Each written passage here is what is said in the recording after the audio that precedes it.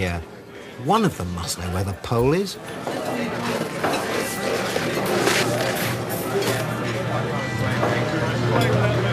Keep going.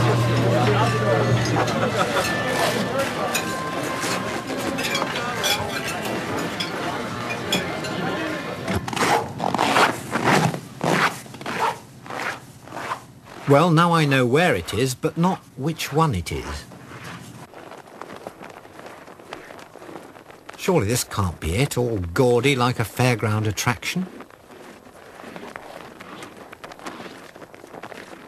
Thankfully not. This is what they call the ceremonial pole. Politicians who get this far like to be photographed here. At last I see it. And at last I'm on the point of joining the select ranks of those who have done what Scott and Amundsen never did. Stand on both poles. At this point, all the world's lines of longitude converge on my toe caps. It's impossible to go further south than this. Every direction you go in will be north. At this point, I can actually walk right around the world in 8 seconds, as I will now demonstrate.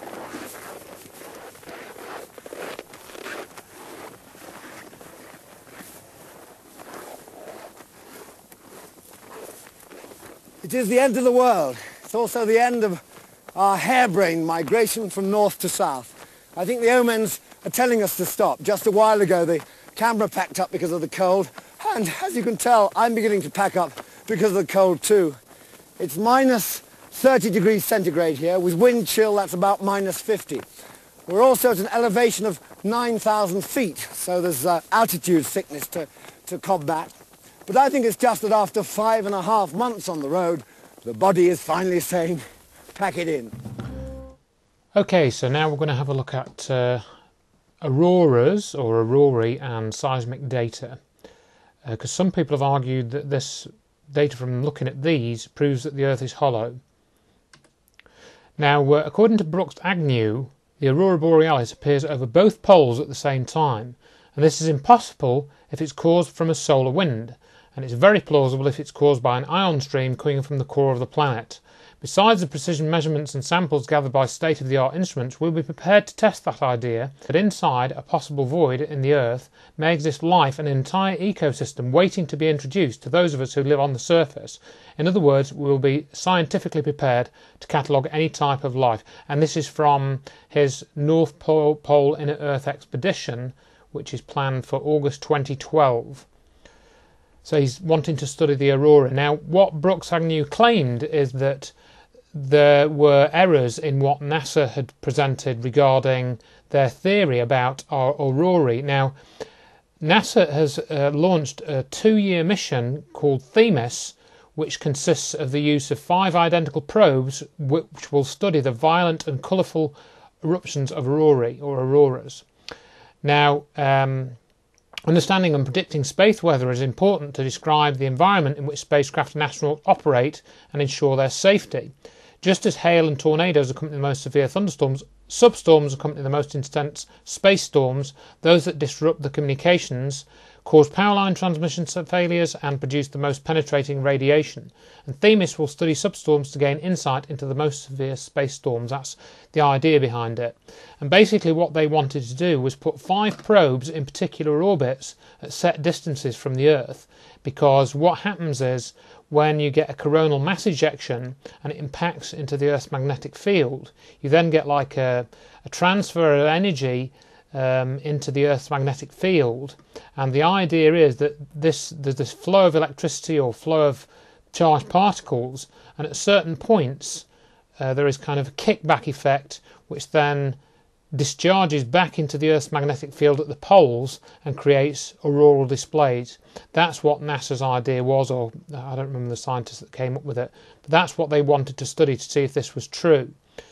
Now, on December 27th, 2011, Brooks-Agnew stated in a Red Ice radio interview that this phenomenon of this like kickback between the Earth's magnetic field and the coronal mass ejection was called a cosmic bullet, and this was like a sort of explosion of energy between, and it would be detected between 2 of the satellites and then NASA would be able to see if this was the cause of an aurora immediately after.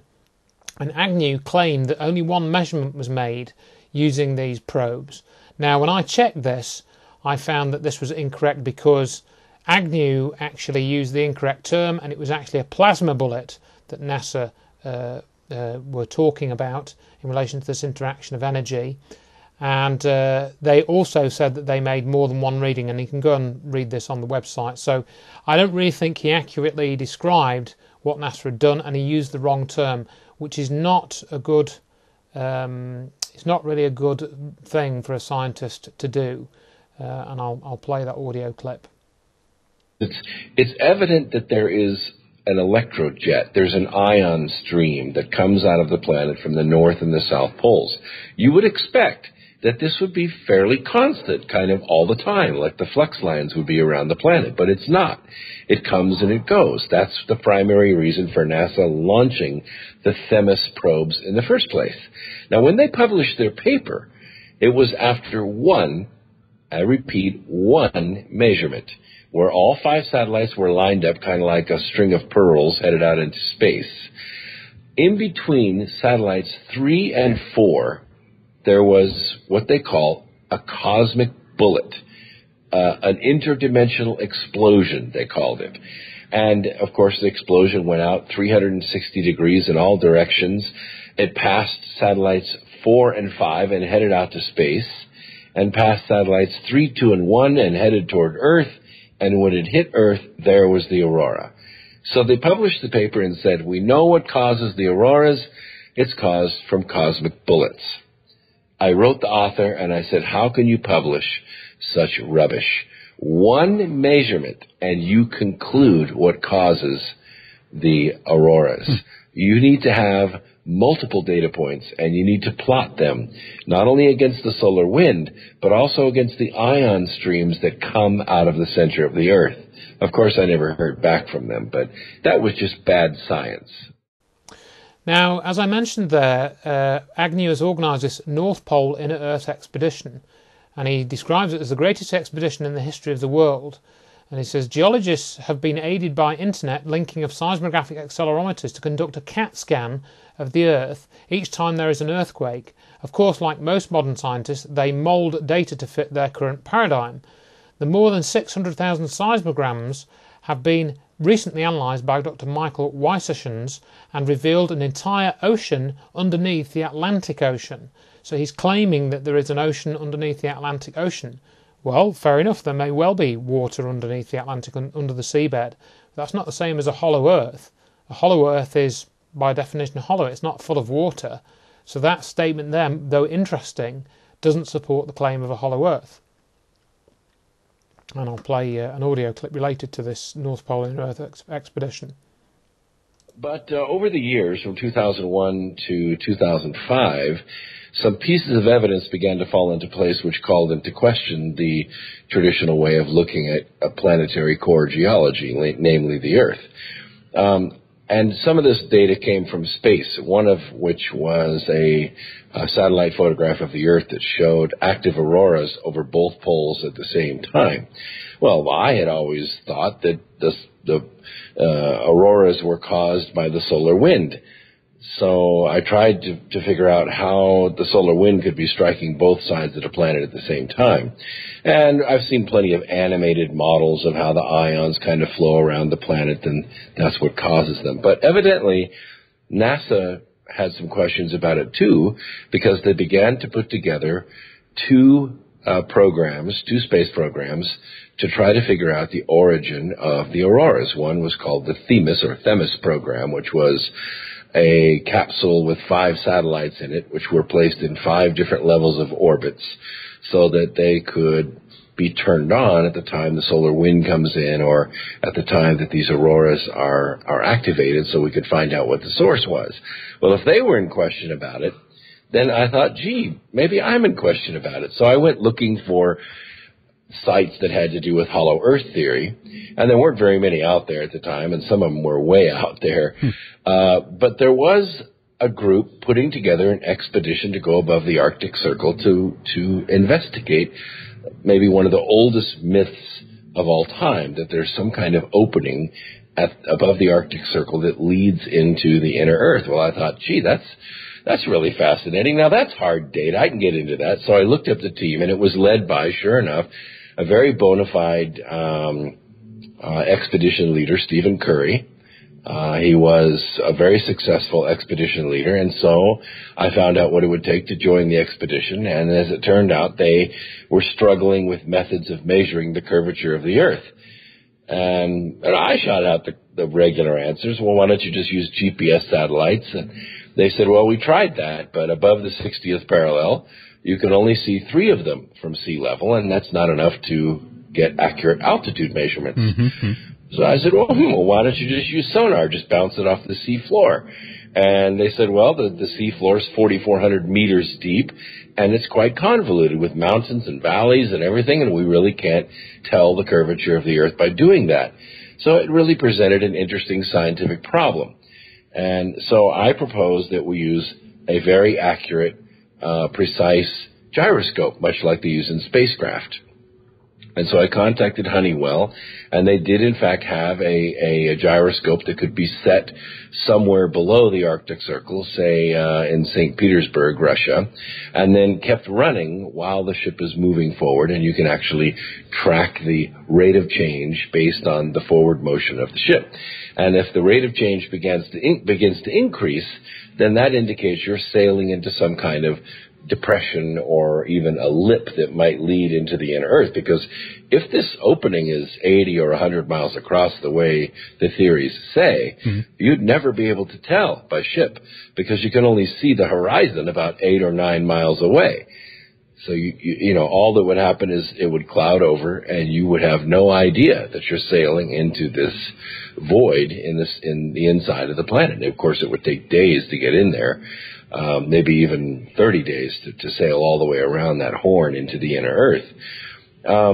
So we decided that we would launch the expedition, and I think this was going to be in the summer of 2007. And so we were making preparations in the summer of 2006, and very suddenly, very tragically, Stephen Curry passed away with a rapid onset brain cancer. So the team did not have a leader at the time, and so they elected me to lead the expedition. Well, that was in 2006.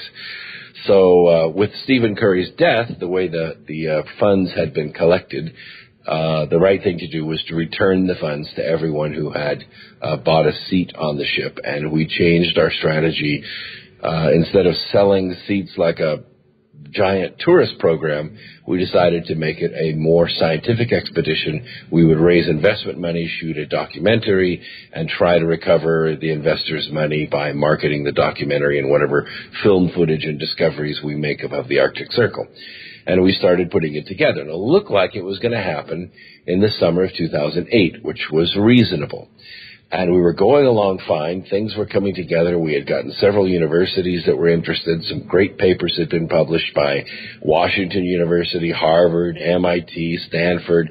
And then we had the worst economy to hit, and I don't know when, maybe since the Great Depression. And the expedition has had a difficult time recovering financially since then, but it looks like it's going to happen in the summer of 2012. Now, the other thing that comes up, in fact, it was shown in the initial video that I played, was this idea of seismic waves travelling through the Earth's core. Now, some people have claimed that there is an anomaly in the way that seismic waves are detected following an earthquake, because you can see at the top, on this top picture, if you look over towards the left, down in the sort of bottom left of the actual picture, an earthquake is said to happen there, and then you get these seismic waves travelling through the Earth, and then they get diffracted at this boundary between where the layer of material is different, and they get diffracted again at the other end of the boundary around the core, and then they come out on the opposite side of the Earth where they can be detected with other seismometers. So from this amount that these waves are diffracted, they can deduce the structure of the material which is in between where the earthquake happened and where it's detected, so they can detect whether it's molten or solid, or what the proportions are and so on. And this is the theory behind studying the seismic waves. Now the P waves, it says here, strike the outer core, and scientists believe the refraction caused by the sudden change in density can explain the shadow, because you get this shadow region, as you can see marked in the picture on the bottom there, where it is claimed that seismic waves shouldn't appear, but they do.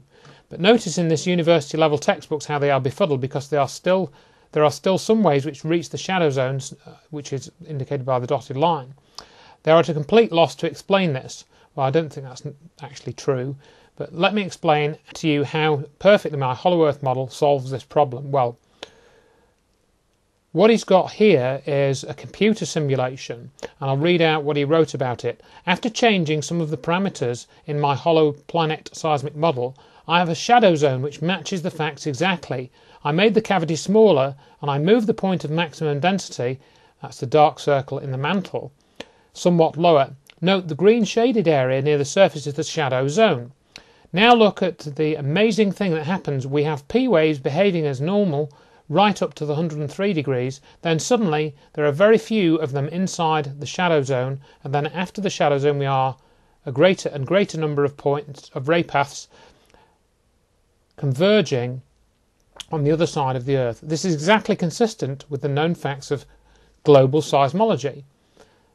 Yes, well, my thing about that is that's all very interesting, but again, the size of the hollow bit doesn't match up with the other things that we've been shown and read.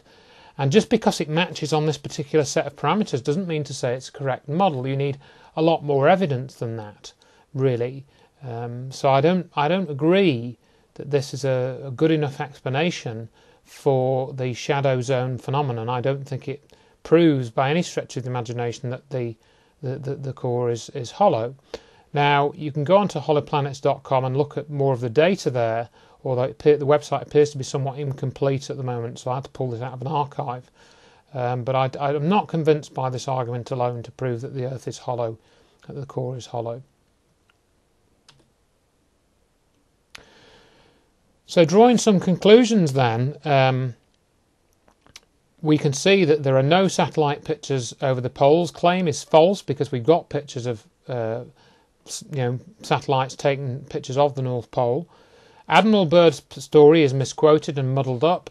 We've shown that is, therefore we can't rely on that as a reliable source for what's happening in the hollow Earth. The supposed land that he discovered is actually called Bunger's Hills, and has been mapped out in a station and base built there. And then the other one, and though there are some interesting details in Olaf Janssen's story, and it seems sort of valid in some ways, there are important details which are either wrong or you can't verify them. There's no way to verify them. And if the Earth was hollow, then the alleged solid part would be extremely dense, and if it is indeed the Earth's mass which creates gravity, which is measured around it and on it. In other words, we understand that it's mass that creates a force of gravity. If that is wrong for some reason, doesn't seem to be wrong, yet all the other evidence suggests that it isn't wrong, that then would make us think twice perhaps. So overall, I will say the likelihood of the Earth being hollow is not supported by the preponderance of the evidence that I've been able to discover over the last few months. Now, just as like a rider on that, if you were to imagine, for example, that Olaf Janssen travelled through some kind of dimensional portal, and there's some kind of dimensional portal near the North Pole, which takes you into another realm, which isn't physically the centre of the physical Earth. Maybe there is, some thing like that which we can't measure and we can't prove. There's various stories of people travelling through portals, and some of them don't. You seem to have to take more seriously than others. There's one example of a time slip, which is very interesting, which happened to two couples, and they seem to have gone through some dimensional portal. So I'm not totally debunking the idea. I'm just saying that in terms of a physical 3D hollow Earth and the stories that are on the internet, I've not really been able to verify them to any standard which I would be happy with personally. So that sort of concludes that. So we'll now move on to something where there is a great deal of scientific evidence. Much of it I wasn't aware of until earlier this year, and it's to do with the expanding Earth. So let's see if I can go on to this. Right, You've probably all seen pictures like this on the right here. And what we're basically taught is the Earth is a globe of constant size. It was formed about 4 billion years ago, roughly, according to the figures. And then it's basically essentially been the same size ever since. If you read the books about the dinosaurs, some of them will say, in the time of the dinosaurs, there were no deep oceans, only shallow seas. All right? So we've already got a problem, because where did all these deep oceans come from? That's a question which nobody really has a good answer for. But we'll sort of visit that in this, what unfolds here. So the idea is that we started off with this gigantic supercontinent called Pangaea, and then over about 500 million years, this actually goes back 225 million years. Remember, the Earth is 4 billion years old, so we've got a lot of history missing from these pictures here. I've got an animation which I'll show you in a minute. And then we come on to this thing in the 1950s called plate tectonics, where it began to be acknowledged, for example, that obviously to go from this picture on the top left to this one, these continents need to have moved. They've moved apart. And the standard thing is that you've got oceanic plate and mantle and continental plate, and these continents are kind of just moving around on convection currents, a bit like if you were to float some pieces of paper on boiling water, you'd see that these would float around. Okay, so it was in the early 1900s that Alfred Wegener proposed the idea of continental drift. So it wasn't really accepted until the 1950s, even though it had been proposed in the 1900s. They always assumed that the continents had always been in the same place, and no movement of continents, nothing like that. And it was only later in the 1950s that when they could actually measure that things had moved, they could measure that America was now 1 centimetre further away from London than it used to be, that this began to re-look at this. So here's one of these classic animations, and as I put on the caption there, watch where India comes into the picture. It's quite peculiar. Now, this of course is a bit artificial, because we're seeing like hundreds of millions of years in like 30 seconds, but still, this is what you see India. Look where it goes. I think I'll let this replay twice. It's sort of tucked away down here, and these are all floating around. But for some reason, all of a sudden, I think it goes back again after this. It's all mashed up into this. This arbitrary fit, you can fit them together almost in any way you want for this model to work. This goes back to 730 million years ago. Right, now watch India coming up. You'll see it shoot up and crash into the Himalayas. So to suddenly break off from where it is. And this is meant to be one of the standard models of how this is meant to work. There's Australia there, breaking off, shooting, and then it shoots up and crashes into the Himalayas. That, in the textbooks, explains the formation of the Himalayas. That's how they say it formed, because India was a big continent, crashed in. Right, and here's another model. This runs a bit more slowly, but you can see this is totally. Look at that, all fills in. You didn't see that on the other one. Just suddenly, arbitrarily, fills in. Okay, they'll explain it with the sea level dropping or something. You get these sort of strange sections filling in and dissipating, and that bit breaks off and crashes in. And then again, India again, you see, comes up and crashes in, and boom, the Himalayas forms. Okay, so what's the reason for that then? And I'll just run it backwards one time. And I think this is meant to be, I'm not sure what this red dot is. Not sure. I thought it was the magnetic South Pole, but the geographic South Pole. But we'll come back to that. So it's all, as I read in James Maxlow's research, you can sort of fit these continents together. Apart from everyone does this one. I'll come back to that as well. The Africa and South America split. That's the obvious one. Was that number millions of years on this? Yeah, correct. Millions of years ago, correct. So, but what I'm going to show you is the geological evidence for an expanding Earth. The Earth has actually increased in diameter, and I have no doubt that this is what the truth is. And one of the key pieces of evidence, it comes from this map. This is USGS 2008, and I'll try and explain what this is. These blood red lines are basically the boundaries between the oceanic plate. All right. Now everyone agrees if you go down in a submarine to the ocean floor in the mid-Atlantic, you'll find volcanic activity at certain points, and rock is coming out from these volcanoes, lava, cooling on the seabed, and forming new seabed, right?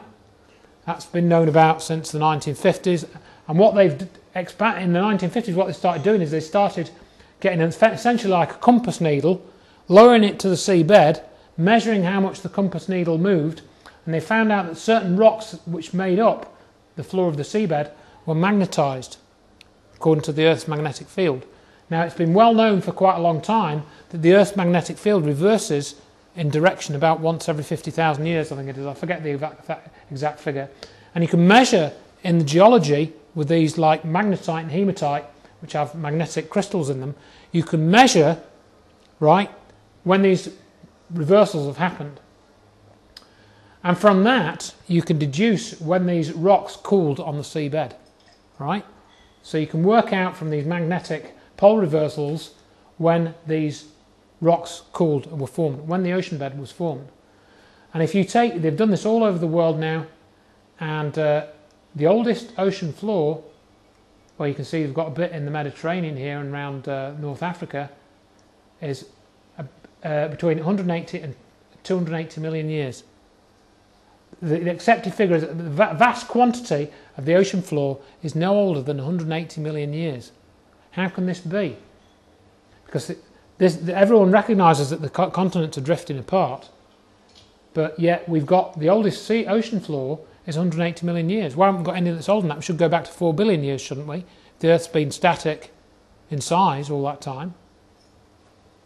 So, don't they say that the reason that some of that floor won't be that old is because of the tectonic plates shifting, and so one part is always subducting the other? Correct. We're going to come to that. Correct. Sorry. Yeah, but that's what they do say.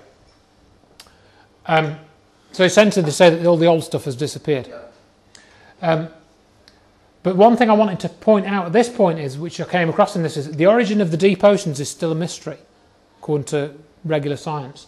A lot of people say, well, the water must have come from comets colliding into the Earth, because comets are supposed to have a lot of water in them. Some people dispute that as well. But the other mystery as well that I came across, which I never really thought about before, and I couldn't really find an answer to this, is why is the sea salty? Why is the seawater primarily got sodium chloride in it? Scientists today know that it is this only part of the answer. For example, there is hardly any chlorine or sulphur in most rocks, so those elements couldn't come from weathering. They come from volcanoes which spew out gases containing sulphur and chlorine as well as lava. So how come rivers which contain fresh water which flow into the sea, which is salty, and we haven't had for quite a long time very large amounts of volcanic activity like a flood basalt, for example, which is a huge volcano going off. So that's a question that came up when I was looking for an answer to this. This fellow's name came up, Immanuel Velikovsky, and he's a very controversial figure because he wasn't a scientist, and yet in his book Worlds in Collision, this bit about the saltiness of the seas comes from an unpublished work called In the Beginning, which I found on a website. But if you read his book Worlds in Collision, he makes certain predictions about the nature of Venus. I think it's in that book. And many of Velikovsky's predictions about Venus, about the surface of Venus, were correct. In the 70s this was, before we'd had probes gone there. And then he was lambasted, and they even had to get Carl Sagan in to debunk Velikovsky. And there's quite a lot of information about this. But that's a sort of bit of a digression on from what I'm going to show you. So let's go back to the history of the expanding Earth idea. Now, as long ago as 1858, people had observed that we have got this east-west fit of continents, as you can see. And this is a representation of the Atlantic opening by Antonio Snider Pellegrini in 1858. And everyone's seen this, we'll mention this again several times, that South America fits into, Africa here. The idea of one large continent breaking up was first proposed by Alfred Wegener to the German Geological Society in 1912, but his ideas were not accepted, as I said. Everyone thought it was just a constant-sized globe. When it was discovered that the continents are moving slowly, this had to be explained. Even in the 1950s, the idea was regarded as ridiculous by some scientists, but it became possible to measure that this was indeed happening. They could measure, as I say, the continents moving apart. And so plate tectonics was born out of those measurements, essentially. One of the proponents of continental drift was Professor S. Warren Carey of the University of Tasmania. I'd never heard of this guy until recently. And that's because he later went on to document the evidence of an expanding Earth. In other words, the continental drift wasn't caused by randomly floating, crashing continents. It was caused because the Earth was expanding, as I'll show you.